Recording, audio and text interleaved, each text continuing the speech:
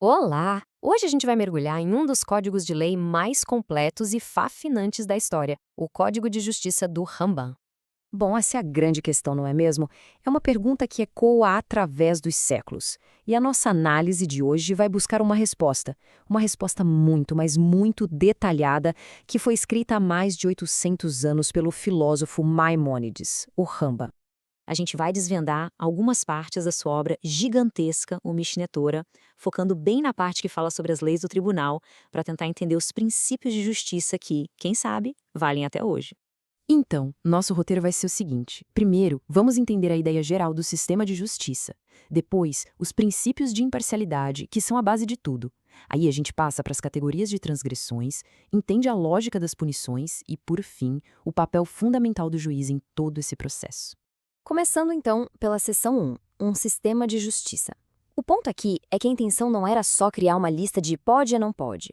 A ideia era construir uma estrutura completa, toda amarradinha, para buscar um julgamento que fosse justo de verdade. Agora, a seção 2, princípios da imparcialidade. É aqui que a gente vê o alicerce de todo esse sistema. Ele é baseado em princípios super rígidos que não podem ser quebrados. Vamos dar uma olhada nas regras sobre provas, sobre agir forçado e até numa proibição bem curiosa, a de ter pena no tribunal. Esse trecho da Bíblia é a regra de ouro. O tribunal não pode, de jeito nenhum, punir alguém com base em achismo, intuição ou mesmo uma convicção muito forte.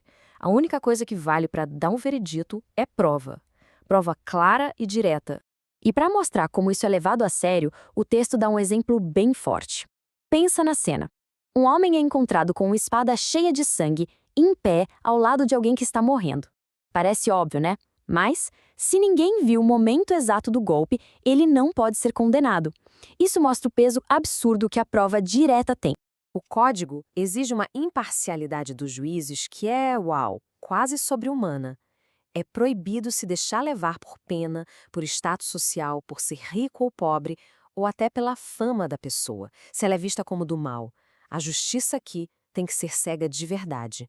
E a intenção por trás do ato. Isso é fundamental. A lei protege quem comete um erro porque foi forçado, foi coagido. O argumento é que um ato sem intenção não carrega culpa. E se não tem culpa, não deveria ter punição. Ok, seção 3, categorias de transgressões. Agora que a gente já entendeu os princípios básicos, vamos ver como o código aplica tudo isso no dia a dia. É uma lista bem detalhada de ações e o que acontece com quem as comete. E quando eu digo detalhado, é detalhado mesmo. O texto cataloga nada menos que 207 violações diferentes que podiam ser punidas com açoites pelo tribunal. E isso cobria, bom, praticamente tudo o que se possa imaginar da vida naquela época. Muitas dessas leis, por exemplo, tinham a ver com manter a santidade dos rituais e dos lugares sagrados. Tinham regras super precisas para os sacerdotes e também para as pessoas comuns. E olha que interessante, além da punição física, o código traz um conceito chamado karaite. É uma consequência espiritual bem pesada. Significa que a alma da pessoa seria cortada do seu povo. Isso valia para violações bem graves, tipo certos relacionamentos proibidos ou comer pão fermentado durante a Páscoa. O código também entrava em leis sobre comida, sobre agricultura e até sobre bem-estar social, mostrando o quanto ele era abrangente. Ele ia do sagrado ao cotidiano. Vamos para a seção 4, a lógica das punições.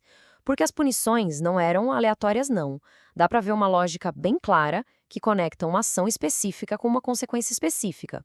Isso ajuda a gente a entender a filosofia por trás de cada sentença. E aqui tem uma distinção jurídica importantíssima. A punição física, o açoite, era para quem quebrava uma regra de não faça isso, ou seja, uma proibição. Agora, se a pessoa simplesmente deixava de fazer algo que era um mandamento de faça isso, a punição geralmente não era a mesma. Essa tabela resume bem as categorias. Percebam como a gravidade da consequência, que vai do espiritual ao divino e ao corporal, está ligada diretamente ao tipo de transgressão. É um sistema com uma hierarquia de justiça bem definida. E para fechar a seção 5, o juiz e o julgamento. Depois de detalhar todas as leis e punições, o código se volta para os próprios juízes e coloca um peso, uma responsabilidade enorme nos ombros de quem julga. O protocolo pessoal para um juiz é de uma rigidez impressionante. Ele precisa ser humilde, nada de arrogância, ser paciente, mas sem enrolar para dar sentença, e investigar tudo nos mínimos detalhes. Um caso pequeno e um caso enorme têm que ser tratados com a mesma seriedade, a mesma atenção. Essa frase, uma antiga sabedoria rabínica, que está no texto, resume a principal qualidade que se exigia de qualquer um que se atrevesse a sentar na cadeira para julgar outra pessoa. No fim das contas, analisar um sistema tão antigo e complexo não é só uma aula de história, nos força a pensar. No mundo em que as leis mudam o tempo todo, quais são os princípios de justiça que a gente acha que são eternos, que nunca deveriam mudar?